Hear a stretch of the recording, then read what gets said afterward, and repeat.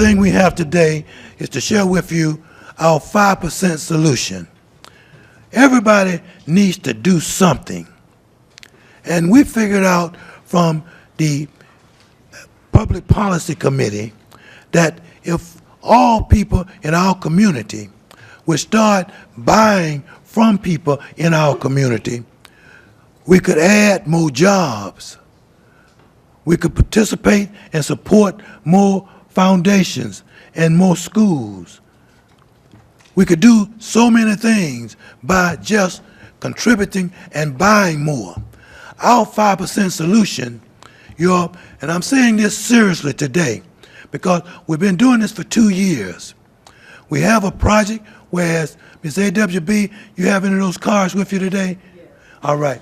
We pass out these cards trying to get people to commit to buying 5% more within our community than they did in the previous year. We've had many people to sign the cards, but they didn't put the hard in the card. Maybe we should slow up on the cards and ask more for the hards. Because if you don't commit to doing, well, it look good signing the card in front of everybody. Oh yes, I commit to buying 5% more. We need people in our community to commit to buying 5% more. It's so easy to look at your list of what purchases you need. We're not saying buy some things that you don't need.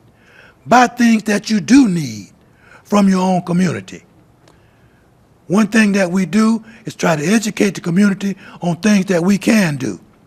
And right now is a good opportunity in America. People crying about the economy, but they had a special yesterday. I hope you all saw it on NBC after the news. And they had 23, I believe, wealthy white women. And they went swimming. And the project went in and said every person in the room with a swimming suit that came from America, made in America, we will give you, I think, $10,000 plus a new bathing suit. They jumped out the water knowing they had something. The first one jumped up and looked at their label, Scandinavia.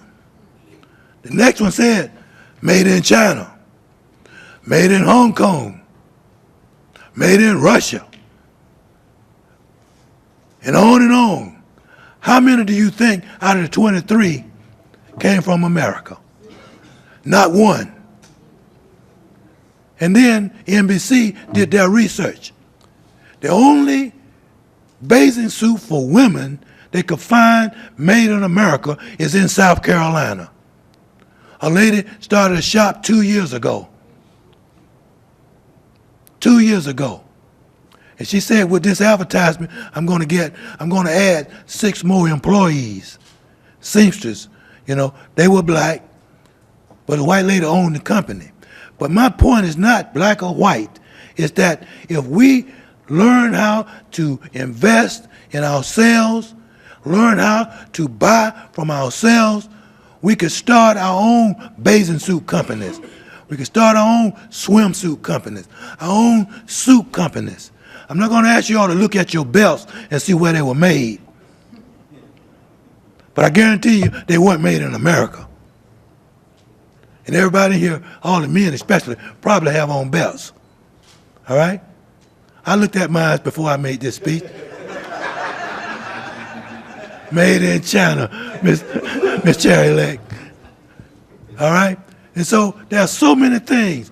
We want to encourage people to look at the opportunity. I believe with the attitudes now of all Americans, we can sell American-made products. I believe we can. Our 5% solution is just a start. We want you to be encouraged. Learn about the 5% solution, but let's participate in doing that. When you get started with 5%, I guarantee you, if you make something happen, you end up spending 50%. And we want to encourage that, but support the Atlanta Business League with our project of our 5% solution. Thank you all so much. All right?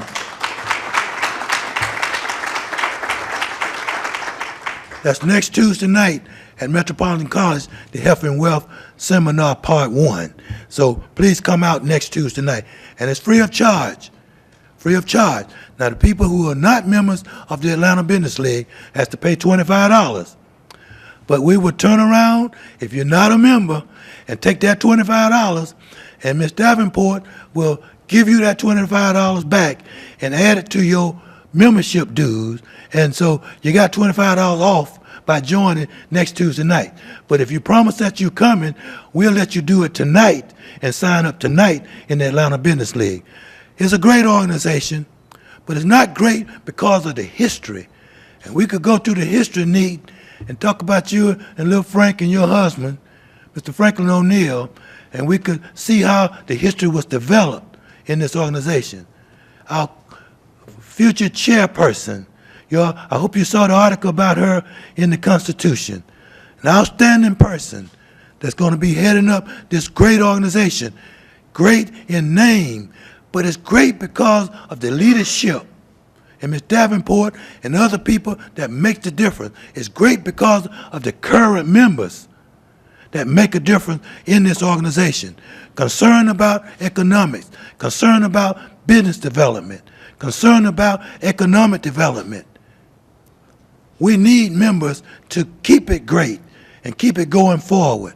And we appreciate you all tonight, knowing that we hope you will be encouraged not to leave out of here without having joined the Atlanta Business League. We have a few changes tonight.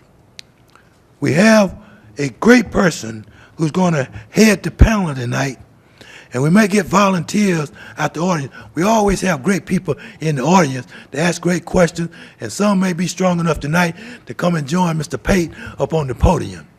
But Tommy Deutsch, our chairman, is sick. I don't know if he's in California. He's here in Atlanta. And our past chair, Ms. Erica Quarles, is traveling. And so we announced that they would be here. But with those conditions, we are having a special presentation tonight by Mr. Pate. And we whispered to him and told him what was happening. So he's preparing right now to carry this out. Give him a hand for doing, not yet, but he's going to do a good job tonight. And two, ladies and gentlemen, the next thing we have on our agenda is a members spotlight. One of our greater members that hadn't been a member for many years, but we appreciate Ms. Andrea Riggs. Let's give her a hand as she come up and share with us tonight. Ms. Riggs. Appreciate it. Thank you very much. Well, good evening, everyone. How is everyone today? I can just say that I'm glad to be a member and appreciate the opportunity to speak with you. As mentioned, I've been a member for a long time, you know, and I've been here in Atlanta for the last 4 years. And as mentioned, my name is Andrea Riggs, and my company is Body Beautiful. And I know we've all had a long day. How's everybody feeling? Great. So if I said, "Are you ready to get Body Beautiful?" Can you guys give me a little energy and just say great? Great. Okay, now I want you to stand up and say it, okay? So you guys want to get Body Beautiful? Great. And you know what? Get on up. I want everybody to stand up. I want everybody to stand up and just shake it off. Just shake it off. And I want you guys to notice how your energy is going to change immediately. So when I say you're ready to get Body Beautiful, I want you to say great. Everybody shake it off. All right? You had a long day? All right. So are you ready to get Body Beautiful? Great. Don't you feel good? Yeah. Okay, give yourself a hand. Well, really quickly, I just want to tell you about Body Beautiful. Body Beautiful is a company that I created about 10 years ago, 1998. I'm from the Midwest, and I created it with the vision of creating an organization that could reach out not only to the community, but corporations and individuals to help them with the mission of achieving better health. You know, we heard a little bit about $10,000. If you could trade $10,000 for long health and good health, how many people do that? We definitely would. We definitely would. And so really what the mission of Body Beautiful is, it really hits on one of the biggest topics that, is facing our nation, and it's healthcare and it's health disparities. And so what I really try to focus on with my organization is, there are 3 quick things that I try to bring to whatever group that I work with. And first, the first area that I work with is corporate health. Some of my corporate clients in the Atlanta area and across the nation have included Aetna, Gatorade, Muscle Milk, and these are clients that hire me either to come on site to do corporate wellness for their employees. That means weight loss, smoking cessation, allergies, anything that can actually improve the performance of an employee. They will hire Body Beautiful to come on site to do that. That's exciting to me because that's my company, but the other piece of that is they hire me as a personal wellness coach. I've spent the last 5 or 6 years really working health and fitness in the media, and so does anybody listen to Magic 107.5, 97.5? Has anybody heard the Get Body Beautiful with Andrea Riggs show? Okay, see, but one, see, I got something for you. This is for you right here. This is for you. Give me this. Get Body Beautiful is my brand, and so what I've done is I've taken my brand Body Beautiful and looked for different outlets to do my business. And so every Saturday morning at 7:30 a.m. on Magic 107.5, 97.5, I have 500,000 listeners. I do an actual show that sticks with my Get Body Beautiful brand. And my brand actually delivers information and support, lifestyle, nutrition, and fitness. And so my community platform focuses on the media. My corporate platform focuses on corporations. And then I do have a personal section of my business that actually focuses on working with individuals. My corporate office is actually located, just actually doing a big move right now, Freedom Parkway, a brand new facility. It's got personal training rooms, and that's where we actually work individually with folks who are interested in actually improving their personal health, losing weight, toning and tightening, living longer, all 3 facets. And so I'm really excited to be in the Atlanta area. I've been here about 4 years. It's been quite an exciting journey. And I think for me, long term, I'm just looking at how I can take health, which is my passion, and really, really make it the business of health. My background is business administration. Always been in fitness, just like everyone else. I have diabetes, heart disease, and all these things in my family. And so for me to be able to combine my passion with the fact that I like to get on TV and the radio, and the fact that I like to work with corporations, Body Beautiful, is really, is what I do each and every day. And so if anyone, corporation-wise, is looking for a way to improve employee performance from the corporate perspective, and that would be like conventions that come through town, of course. If anyone on a personal basis is looking for coaching, and then finally from a community basis, if anyone is interested in just support for their community organization, or calling me, getting on the radio, talking about the good things that we're doing to support community health. When you think of health, and when you think of Get Body Beautiful, I want you to think of Andrea Riggs and Get Body Beautiful with Andrea Riggs. So thank you.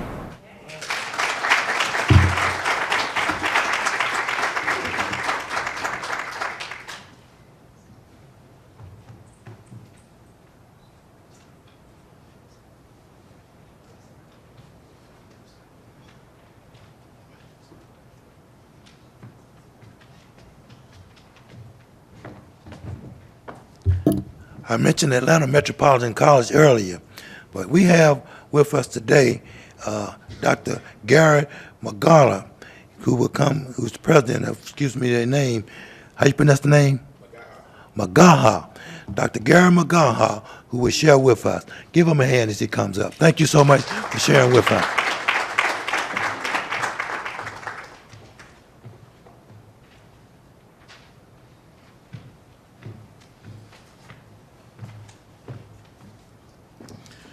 Thank you so very much.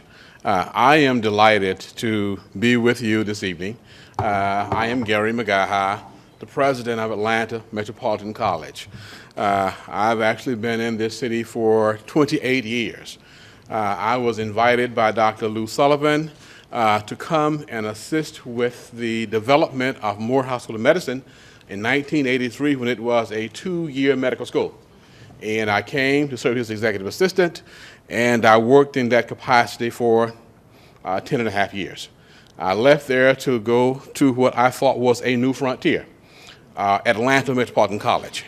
And that's where I currently work. I went there to serve as the chair of the Social Sciences Division and ended up becoming president after a couple of promotions. And I've been in that capacity since January of 2007. Atlanta Metro is one of the 35 institutions in the university system of Georgia.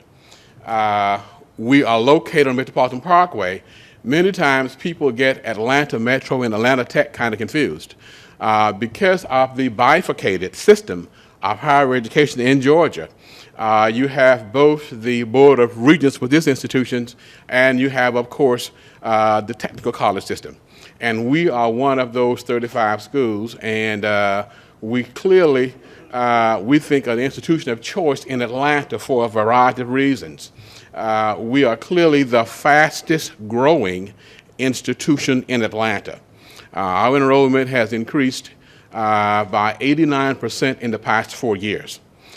We've modified what we do to make it accessible. It's already affordable to the community, and we actually offer classes 7 days a week. We offer courses from 6 o'clock in the morning with a morning college. We have a traditional day program with classes from 8 a.m. until 5:30. We have an evening college Monday through Friday, 5 days a week from 6 p.m. until 10:45 in the evening. We have a weekend college that's open all day Saturday and Sunday afternoon from 2 until 6. So we're doing a number of things, and we are a high quality institution and a value-added institution. We call ourselves both an opportunity and an impact institution, and we can say things our colleagues cannot. I say that because you talk about Buy America. We say Educate Georgia. We have more Atlanta and Georgia natives on our campus than any other college and university in Atlanta. And that's because we are an impact institution, because the people that we educate come from the community, they go back, and they keep the income there. We are an opportunity institution because we do some things others don't do, yet our graduates excel above all of those where they go once they transfer. And we're going to slow the transfer down because we were created as a two-year institution. But I am delighted to say that on May 10th of last month, we became Atlanta Metropolitan State College, and we now offer baccalaureate degrees. And when I was at the medical school, one of the most difficult things that Morehouse dealt with, and other schools as well, is trying to develop primary care physicians, because if you keep people healthy, you eliminate health disparities. And primary care physicians do that. The problem is you can't find them, and many people come from out of state. Our goal, our first baccalaureate degree is in the biological sciences, and it's designed to create people for the health professions in medicine, dentistry, and pharmacy. And our goal is to take youngsters from Atlanta who are from underserved communities, educate them, get them from Atlanta Metro to medical schools, and bring them back to serve as those physicians who will make a difference in our communities. In terms of economic impact, we are the dark horse in this race, but running very, very fast. A year ago, our impact showed, the study showed that we had about a $71 million impact on our community. 12 months later, in this new study, we are at $92 million and growing immensely. The enrollment is doing some unusual things. We're meeting some challenges that this nation faces, and most of our growth is what you don't expect. It is in the STEM disciplines, S-T-E-M, science, technology, engineering, and mathematics, where the voids are. And if you want to talk about really changing the trajectory of higher education in Atlanta, then AMC is the new kid on the block. We are doing some unusual things in terms of changing the way that we conduct business. We are now in a campaign to really try to change the image of the school so that people will know who we are. And we just had a name change for our symbol, and we are now the Atlanta Metropolitan College Trailblazers, because clearly we are cutting new pathways. And we're making some impacts that others are not, and we are delighted to be with you. And we think that this community certainly benefits from, in a very embryonic stage right now, what we do. But the future is very bright, and there aren't any limitations of where we're going to go. And Atlanta will be much better because of what we do, because we've taken the bridle off this horse now. I'm a country boy talking about that. And we will run very, very fast and make some differences in some areas that people thought would not be made. We are delighted to be here. Thank you so much for inviting us. And you can find things about us on our website. Just go to www.atlm.edu. Remember Atlanta, atlm.edu. And it's all there, and it explains who we are, what we do, and what we stand for. I close with our motto. It's very simple. Believe, begin, become. Believe, begin, become. Thank you so very much.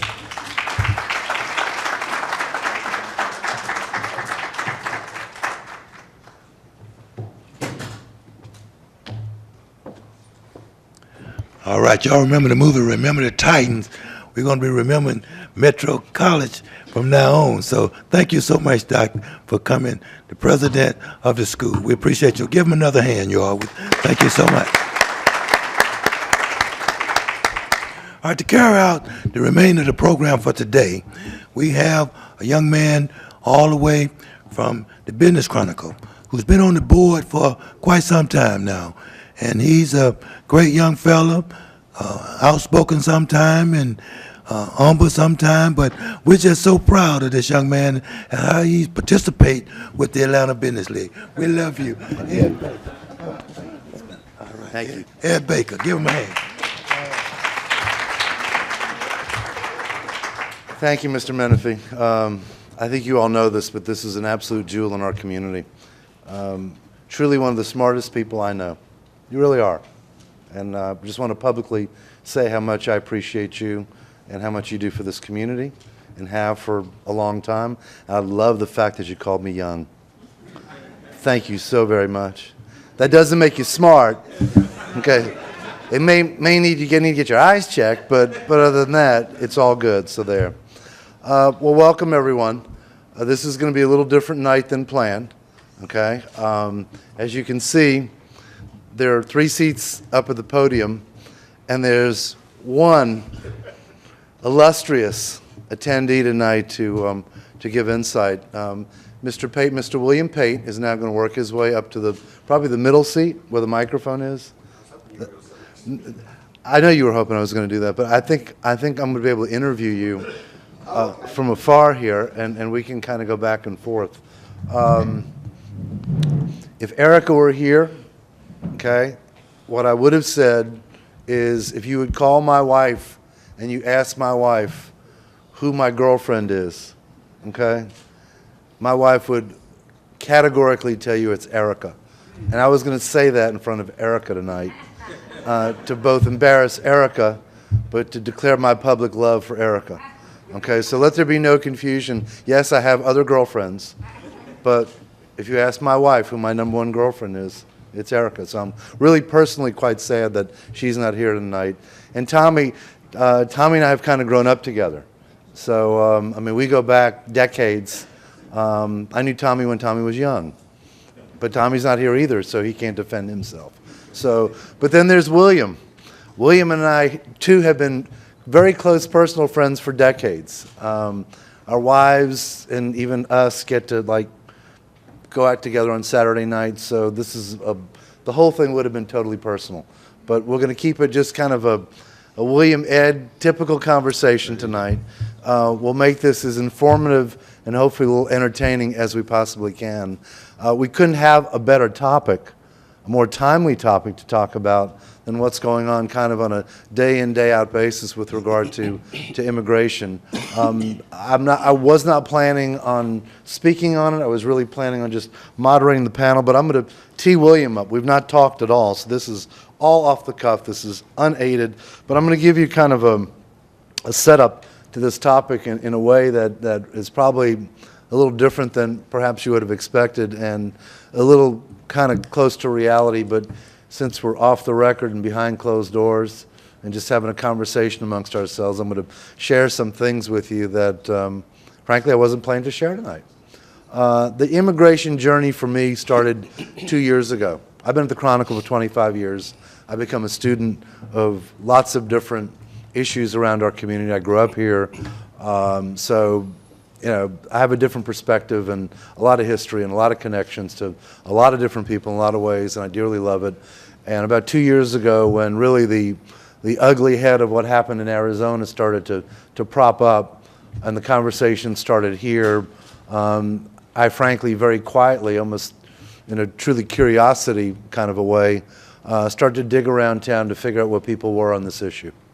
Knowing that it was a hot topic, knowing that it's a topic that, you know, really goes back to the days of when black and white discussions didn't take place in Atlanta. This kind of had that same flavor and feel to it that no one really wanted to talk publicly about. It was kind of an undercurrent of a conversation, but it wasn't making its way out into the dialogue until it started to look as a topic when it was election time, and certainly with Governor Deal and what happened in Arizona at the time. I went and started to meet one-on-one with what I believe to be the leadership in the Hispanic community to get their take on it. Not to get together as a group, but to go one-on-one with, frankly, about 10 different people who I highly respect in this community, of Latino background, in leadership positions, whether it be civic leadership, running businesses, community leadership, religious leadership, but just to talk to the people that I've known that I really have high regard for, a lot of respect for, and to figure out where they were. And what I came away with, this is 2 years ago now, was no one wants to talk about it, no one wants to touch it, have very strong feelings about it, but don't draw me out. Fascinating. And a lot of it came from different places. I had a couple of people who owned Hispanic business in town. They didn't want to talk about it fundamentally for the fear of the IRS. There were a few other people that didn't want to talk about it because a couple had seen some other people have their businesses raided fundamentally overnight, including a very prominent restaurant in Buckhead where he lost about 20 of his employees one night because he had a disgruntled Hispanic employee that blew the whistle on him. Almost put his business out. Didn't want to talk about it. Some of them had IRS auditors in their back room and didn't want to talk about it along the way. But at the end of the day, what I took away were a couple of themes, and William will just take off on these without any hesitation. One was a leadership issue, which is a topic unto itself that we could go into in many different communities in this town. Who is going to step up? Who is going to be the lead? Who is going to be the voice piece for what is really a very controversial topic that many of us are really very sad about. Very sad about it. But no one wanted to step up. And no one really did step up until after the governor signed the bill. Okay, that's when everything started to really mobilize and conversations started to become public along the way. But truly up until then, it was an underground conversation, especially in the Hispanic community. Very sad, but very true. Part of it is fear. Part of it is a lack of leaders stepping up. Part of it is organizations really weren't taking the lead early on. And even in a very unusual way, other groups started to make more comment than even the Hispanic community. The Asians came out with a manifesto. The Asian community came out with basically a two-page on their point of view as a community, but the Hispanic community at that point hadn't really said a public word, again, until the bill was passed. So you had this whole big picture swirling along the way, and then what's happened since, and William will talk to it, factions have surfaced, including the taxi cab industry surfaced today. So almost every day now, another group, whether it's an organized group, whether it's an industry group, now starting to get vocal about that topic. But I really do believe there's a bigger topic, or as big a topic, tied to immigration, that is the leadership issue in the Hispanic community. Okay? The impact part of it, okay, and we'll run across all your questions and across company lines. What people in this community don't really realize is this impact will hit everybody in this room. It will hit everybody in this town. It is not tied to one industry. It is not tied to one group of people. But everyone is going to be touched down to the reality that the people who are shipping those bananas into Atlanta and moving those bananas through wholesalers to Atlanta, to your grocery stores, to your table, to your mouth, the price of your bananas are going to go up dramatically because of the way it used to be moved around and through the community. With the lack of all these people along the way, it's a very big deal. Hispanic food sales in this community has dropped 42% in the last 12 months. Why? So many have left town. We don't know what the numbers are. We have no idea. No one does. If someone tells you they do, they're lying to you. But I can give it to you in real terms. Hispanic people eating Hispanic food down 42%. Yeah, part of it is tied to the economy along the way, but it just shows you the quantity, the sheer quantity of people that have left our backyard, many in a very quiet way. So as those two areas, the price of your bananas are going up, the issue of leadership, but now the direct hit in one of the biggest areas other than agriculture is in the hospitality industry, right? What's going on, William? Well, let me start by giving you a little additional history. So we came on the scene probably late December after it became clear that immigration was going to be a topic in the legislature. And myself and several hoteliers started going down to the Capitol and spending time initially trying to get the bill killed.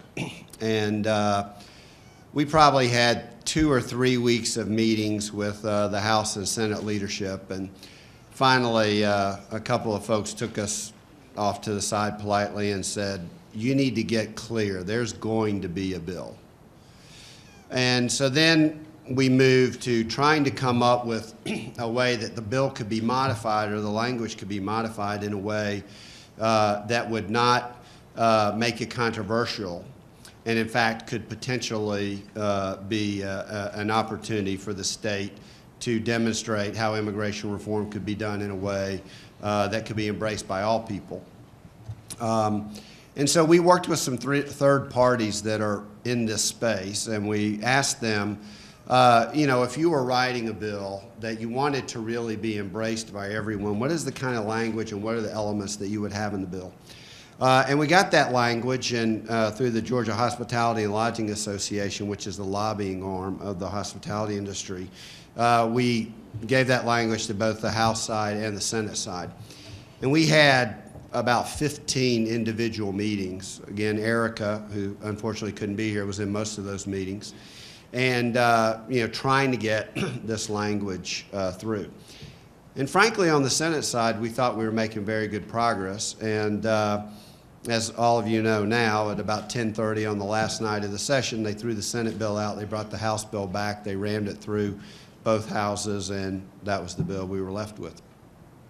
So our executive committee, and Tommy, who is on the executive committee along with Erica, came to me and said the Convention and Visitors Bureau needs to have a public stand against this bill. Not only today and for the city, but also as in the future as you go out and talk to customers. And Tommy and I have had some history in a couple of those. I was actually chairman of the Convention and Visitors Bureau during the flag issue, for those of y'all who remember the flag issue. And we were actually the first group that spoke publicly about the need to change the flag. And so Tommy said, you know, it's time to step up again. And so we pulled our executive committee together, and many of you all have read through the media outlets. We passed a resolution that basically said that this was unwelcoming legislation. That was very inconsistent with the experiences that people have in our city every day. That, you know, we're a city that was the cradle of the civil and human rights movement and welcomed the entire world as recently as 15 years ago for the Olympics. And so we were really stuck with a piece of legislation that was very inconsistent with the messages that we take to the market and the experience that people have in the city when they're here. And we encouraged the governor not to sign the bill. Of course, the governor did sign the bill. And then we went and met with the mayor and, you know, said we're going to need we're going to need your help here.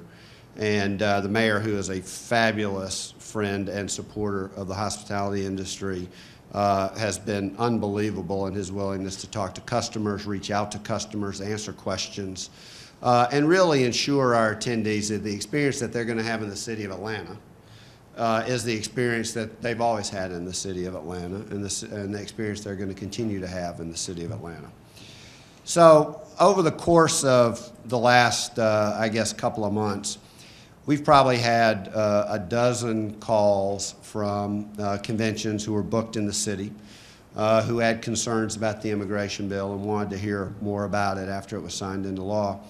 And so we've taken the tactic of taking that on head on. So we were in Washington, D.C. 2 weeks ago. We met with 5 of these conventions, and I believe we're going to save all 5. The 5th one has a board meeting on Friday. We believe that's going to go well, and they're going to stay. And our message to them has been very consistent. We've tried to sort of separate the city of Atlanta from the rest of the state and said, look, we don't always get the legislation that we want, and most people who've been in the city of Atlanta understand there's a very different experience here than perhaps you'll get in other parts of the state. And that we've got a mayor who has stood up and said, your attendees are going to have the experience that you expect them to have. It's going to be a very welcoming experience. It's going to be a very positive experience. And in some cases, he has communicated directly with some of those with some of those executive directors. And to date, we have not lost any conventions. That's the good news. The troubling news continues to be conventions tend to book 8 years out. And so right now we're booking business, for example, for 2018, 19, 20, 21, 22. And the thing I fear the most is what you don't see, which is going to be the associations that will no longer consider Atlanta. Because that you don't really begin to see until it's too late to do anything about it. So we've asked the national sales directors from most of the major hotels around the country to let us know if they hear of anybody who's taking Atlanta off the list, so we can go and talk to them directly and again have our communication with them. As you know, the hospitality industry has been very outspoken publicly, probably the most outspoken publicly, and that's for a lot of different reasons.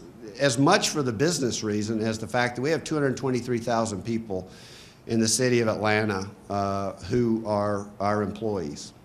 And they're very important to us. And 65% of those employees are represented in minority groups. And in many cases are the very same people who went down to the Capitol and marched on the Capitol and protested at the Capitol. And what we've told these association presidents is don't punish the people who are working with you and trying to get through this immigration law. As you know, recently the ACLU has filed a suit. There's now an injunctive suit that has been heard.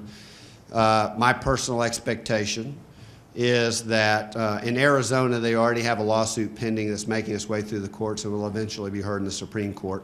I believe that Georgia, Alabama, who's also passed the law, Indiana, who's also passed the law, Utah, who's also passed the law, Texas, which is getting ready to pass the law, they will all be sued. All of those suits will be combined and enjoined, and that eventually this will get to the Supreme Court. And I believe that it will either be resolved in the judicial system, or I know when we were up in Washington and talking to some of the representatives from the Obama administration, there are also some discussions that perhaps some federal legislation or some federal dictates will come from the White House regarding immigration. So I believe in the next couple of years this is going to get resolved. But unfortunately, it's going to take time, and unfortunately, we're going to have to carry that burden as we continue to trying to do business on behalf of the city. So on behalf of Erica and Tommy, and most importantly, William, thanks for coming out tonight. Thank you.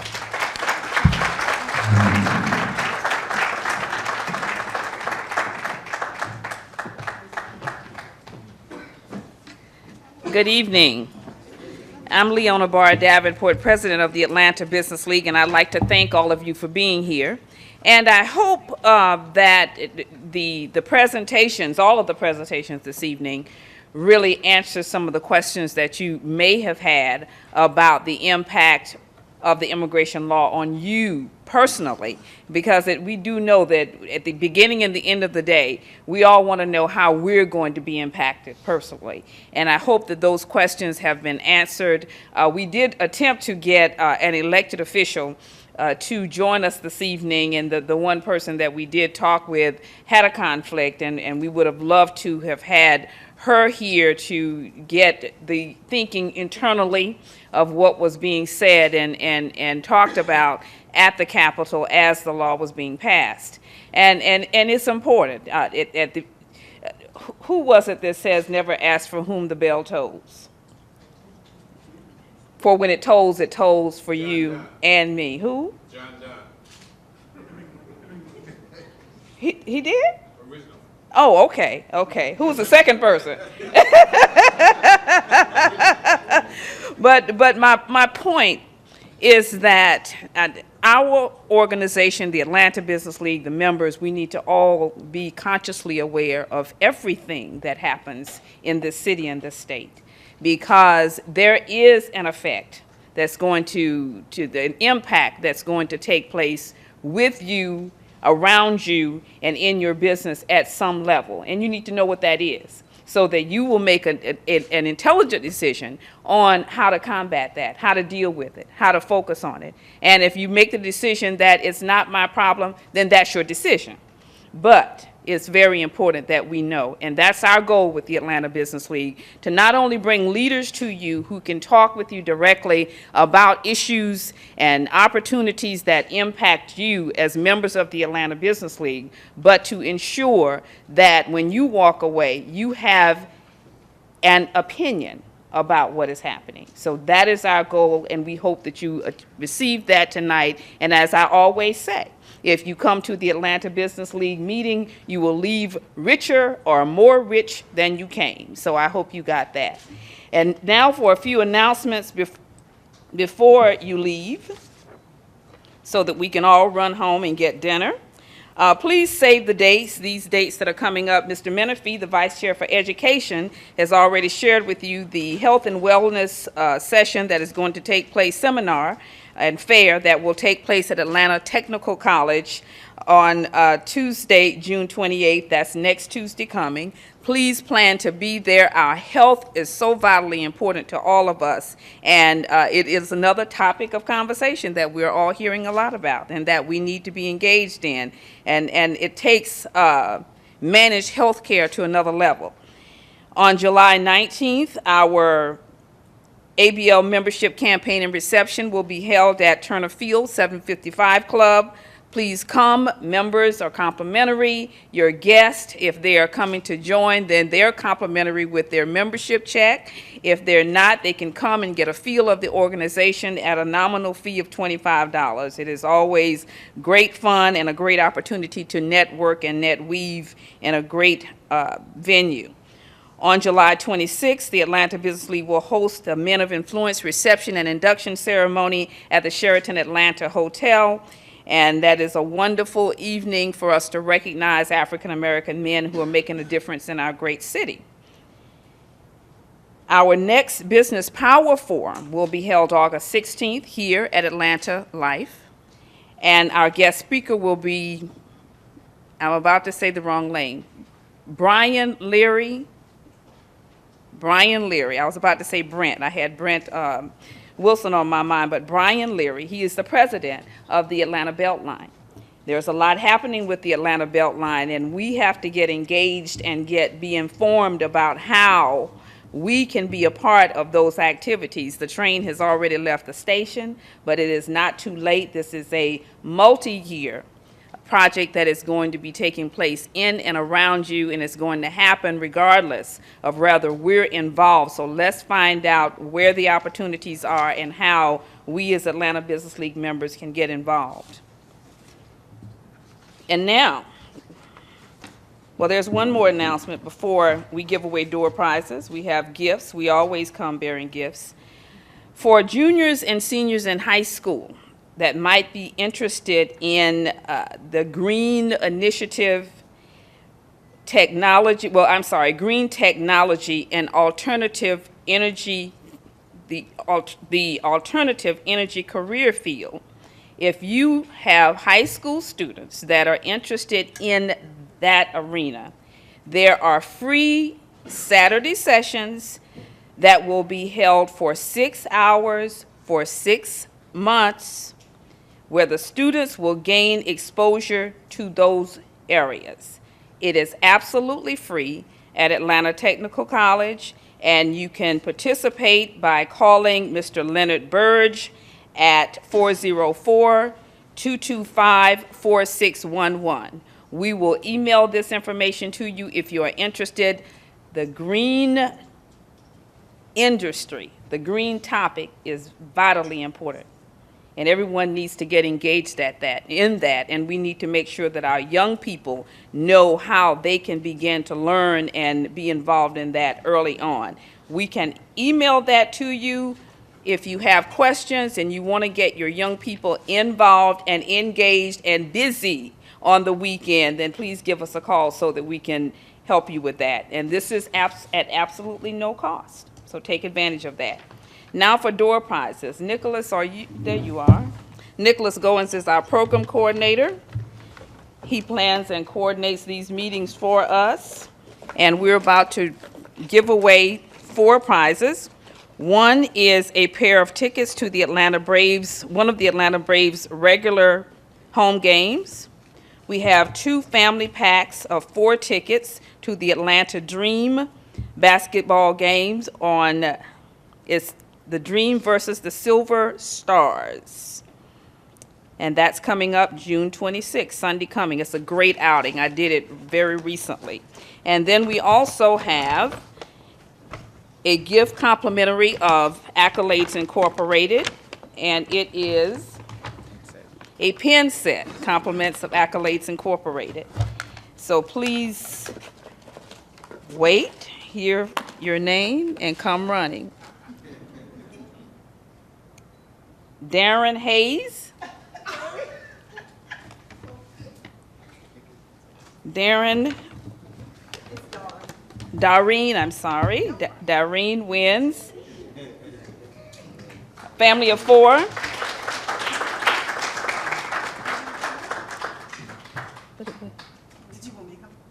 Well, you don't have to, but you can. Let me shake your hand. Congratulations. Okay. I was reaching for the bottom. Raphael Cazeta. Very good. Okay, Raphael Cazeta wins the games to the tickets for the Atlanta Braves. Thank you. Thank you very much. You're welcome. Thank you for coming. J.L. Wilson wins the family pack of 4 tickets to the Atlanta Dream Sunday.